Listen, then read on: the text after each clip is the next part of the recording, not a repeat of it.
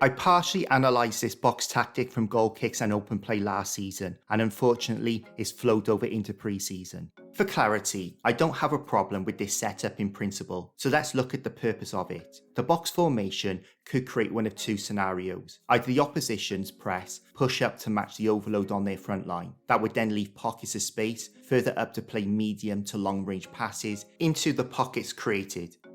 Or the opposition don't match the overload on their front line, leaving a door open to play through the lines from deep, so it's a solid tactic. In my opinion, the issue for United is the personnel that make up the top of the box. Invariably, the centre-back will be Maguire or De Ligt, both of which are limited in these situations. And if we add Ugarte to that, we are very limited in what we can do from here. With Ugarte and De Ligt at the top of the box, despite going to the ball, the probability of United taking on West Ham's press with those two is low. This play is from the 101 positional playbook and is more than on in this situation, but Binder goes long, but not a problem.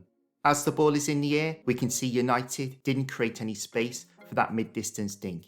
As we go on, Højlund is one-on-one in West Ham's half, but this leads on to other issues. He's isolated, with not one of United's midfield line in a position to compete for a loose ball or support Højlund. This is poor setup from a set-piece situation. And then the ball was too long for Højlund to jump with the defender. You don't need me to tell you that our long ball distribution has been dreadful for a while now.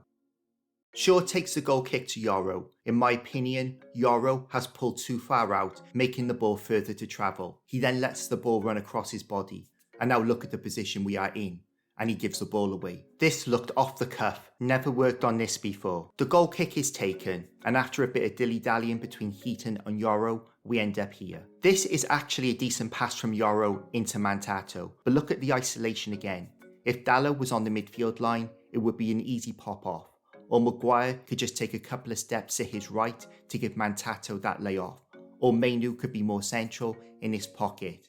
We've played the ball into pressure, but despite players in the vicinity, the passing connections are not there. This is an open play example. We have United's box with Ugarte and De Ligt at the top of it. And we have West Ham's press box if you like. But with the top two, beyond De Ligt and Ugarte, we know as soon as the ball is played out to the base of the box, they are shooting out to press. The ball goes out to Heaven. Now, he should play that pass into De Ligt. Whether he trusts him or not shouldn't affect him playing that pass. If he does and De Ligt loses the ball, that's De Ligt's problem. But he goes wide into Dorgu. West Ham have trapped United on the touchline and we give the ball away. We've just taken the goal kick, but Everton didn't really press United's goal kicks in this game. From here, with De Ligt's back turned, we are either going into Ugarte or long. And we go long and give the ball away. This is another example of going long from the box and another giveaway. And another one. In these examples, either the accuracy is shocking or we get these loopy balls that hang in the air, allowing defenders to get into position and fight for the ball.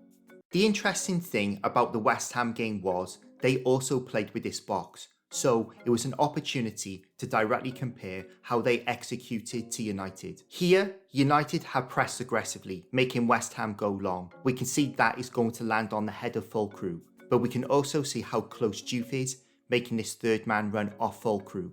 It's a good flick on, and West Ham are up the pitch. In this example, West Ham play out from the box into United's press, play some nice football, and beat United's press. But this is the big difference between West Ham's box and United's. As highlighted earlier, United push a centre-back to the top of the box and push a midfield player up the field. West Ham play with two midfield players at the top of the box and push one of the centre-backs out wide. In my opinion, this gives them genuine ability to play through the lines, unlike United's centre-back and midfield combo, and West Ham put another excellent move together.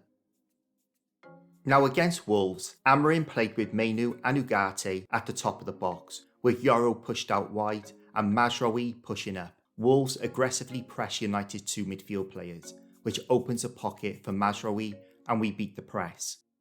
Let's compare that to the game before against Bournemouth. Straight away, we can see Bournemouth are not aggressively pressing the top of United's box. In my opinion, Areola is saying, we don't think you can play through us with Maguire and Ugarte. So Christie hangs back, taking that pocket away that Mazraoui snuck into against Wolves. But if the ball is played to Ugarte, Christie can probably make the grounder and put pressure on him. Now, there were a couple of occasions when United got it right.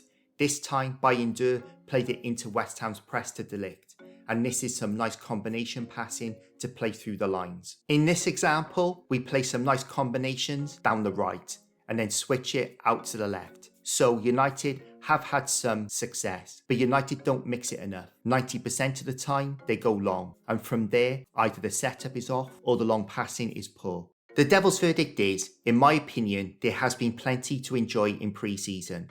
I feel we have seen some decent stuff, but the details are lacking in my opinion, considering many of these examples came from set pieces, i.e. goal kicks. It's shocking how bad the execution is at times.